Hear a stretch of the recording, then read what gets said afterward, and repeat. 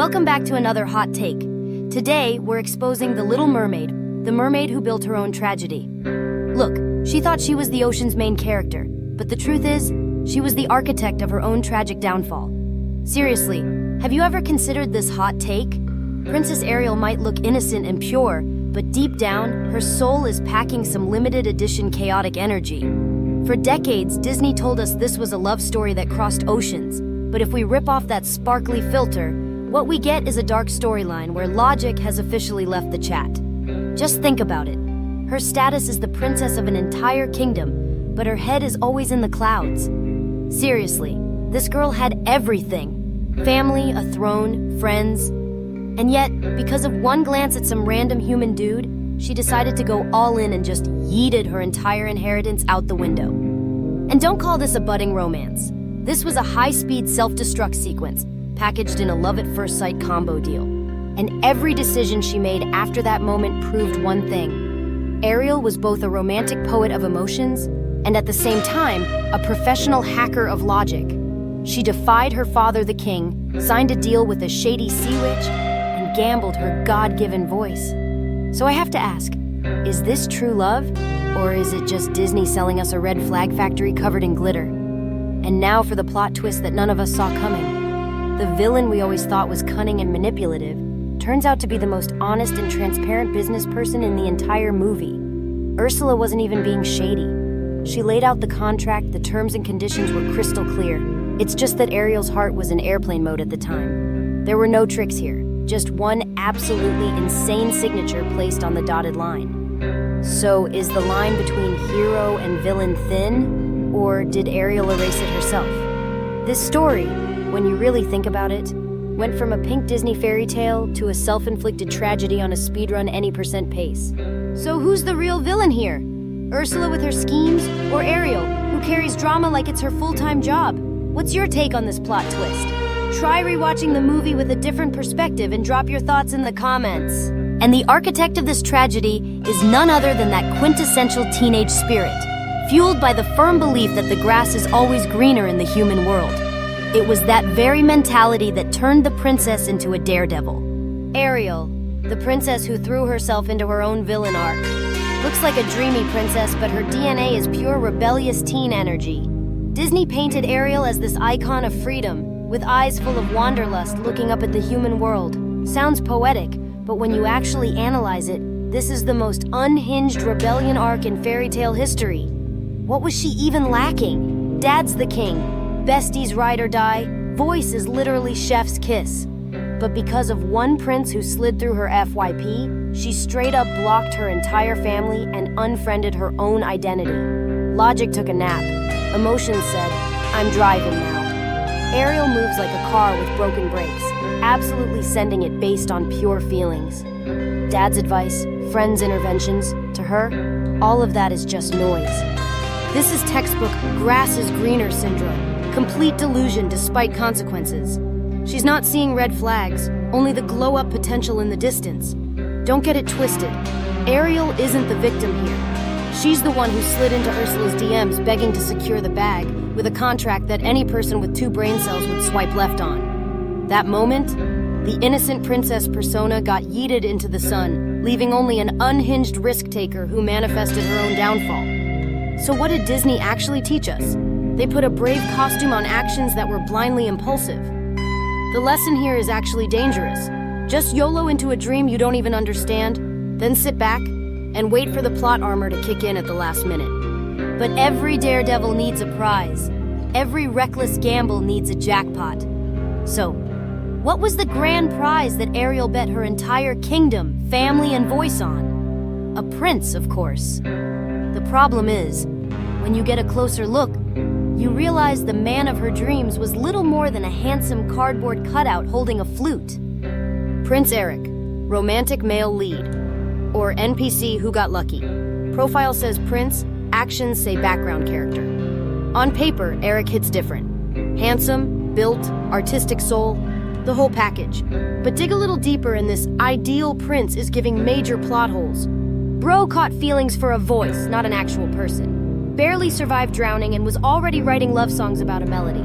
Then when the real girl shows up and is mute for a few days, He completely missed the memo. His love was basically a Spotify playlist. Turn off the music.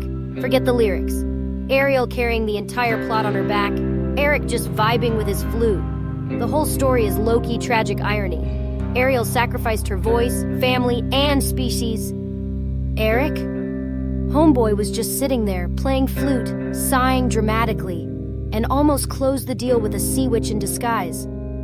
Without that main character plot armor in the final act, he's basically a participation trophy that definitely wasn't worth Ariel's sacrifice. Eric's Prince Charming image is really just sweet manipulation. He didn't save anyone. If anything, Ariel was the one constantly jumping into the fire to save her own delusions about love. So in the end, is Eric actually dream boyfriend material or just a side character Disney randomly promoted to love interest? Drop your thoughts in the comments below on this hot take. Do you think Eric's Prince Charming or just a lucky guy? And when the story's leading man is so utterly passive and inconsequential, it's ironic that the character branded as the villain turns out to be the most logical and fair dealing of them all. If this fairy tale world were a marketplace, then Prince Eric is merely window dressing, while Ursula is the true businesswoman, one who understands the laws of supply and demand for dreams. Ursula, evil villain, or businesswoman keeping it real. Tagged as a witch, but actually the most logical character in the film. In Disney's villain dictionary, Ursula always gets painted as this scheming, manipulative mastermind. But if we're being honest, she's actually the most professional person in this whole mess. No tricks, no pressure. Ursula presented a business transaction. Voice for legs, 3-day trial period, terms clearly stated, risks disclosed upfront. The person who signed was Ariel. The person who volunteered was also Ariel. So where exactly is Ursula evil? Because she kept her word? Because her interest rates were a little high? When you think about it, she's more like a hardcore lawyer than a manipulative sea witch. The ironic part is Ursula accidentally exposed Disney's hidden truth. Strong, independent women with actual brains usually get cast as villains. Meanwhile, an impulsive, blind girl like Ariel gets celebrated as the hero. Ursula might be the antagonist, but she's the only one brave enough to tell Ariel and the entire audience straight up, every dream has a price tag, and nothing in life is free. So who's the real woman of her word?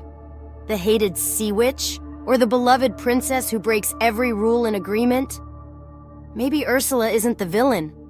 Maybe she's just a brutally honest businesswoman in a fairy tale world full of empty promises and fake niceties.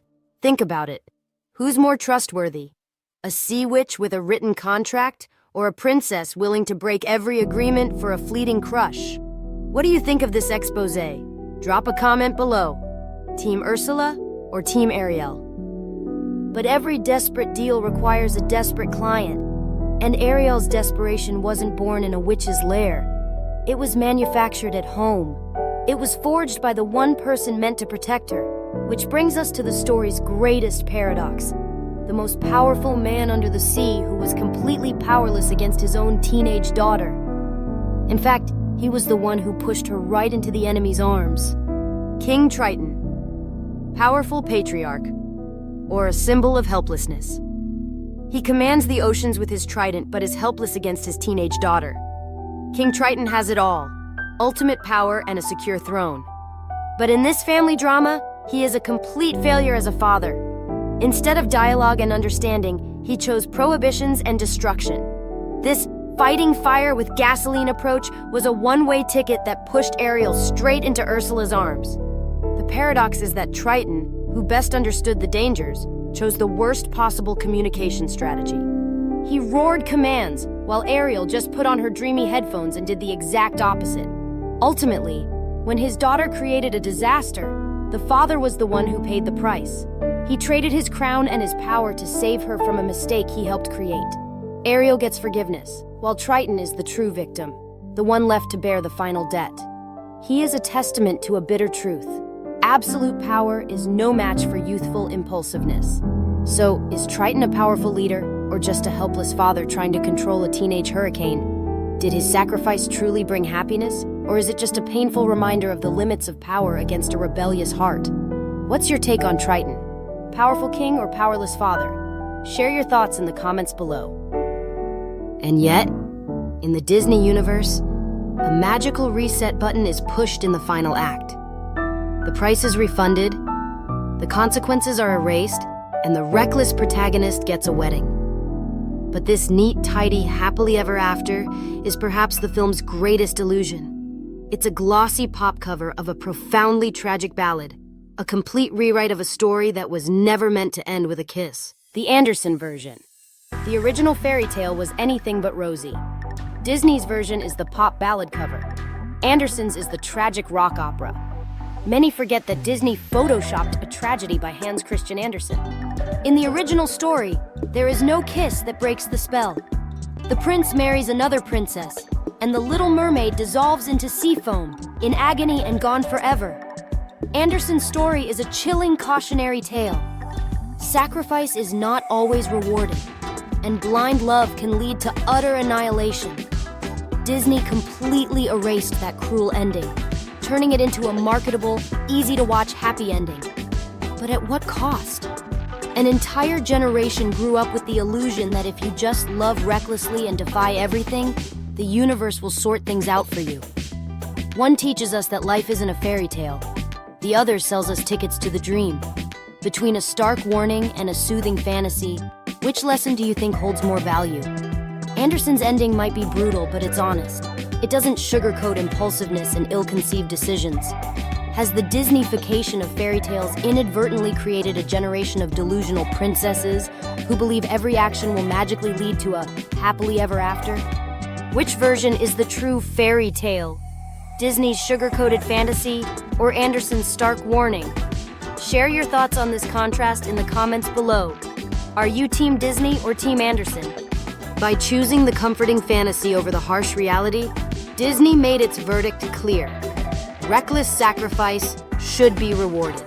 So now that we've reviewed all the evidence, the passive prince, the fair-dealing villain, the powerless king, and the tragic original script, it's time for us to deliver our own final verdict. Let's place Ariel on the stand one last time. Is Ariel the victim or the CEO of drama? So after flipping through every page of this script, who is our Little Mermaid really? A tragic victim or someone who personally lit the fuse on her own disaster? All evidence points to the fact that Ariel isn't the victim here. She's the architect, the director, and the main actor in the drama she created. Ursula was just the catalyst. Eric was just the excuse. Triton was just the cleanup crew. Disney's beauty lies in its glittery packaging, where impulsiveness gets called brave and blindness gets dressed up as true love. But the most dangerous lesson it plants in our heads is this. Just send it. Mistakes don't matter because the finale will have magic. But real life doesn't have screenwriters to save us. This movie was part of so many people's childhoods. But after exposing each character, do you still see it as pink and perfect as before? Maybe it's time we revisit our beloved fairy tales with a more grown-up perspective. It's time we realize that not every princess is a victim, and sometimes happily ever after isn't the only ending worth telling. Drop your perspective in the comments. Do you think Ariel is a victim or the CEO of drama?